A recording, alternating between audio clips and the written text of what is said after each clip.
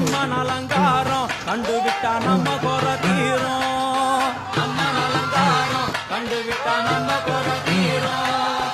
அம்மனுக்கு விரதம் ஆதி முதல் இன்று வரை வழக்கம்.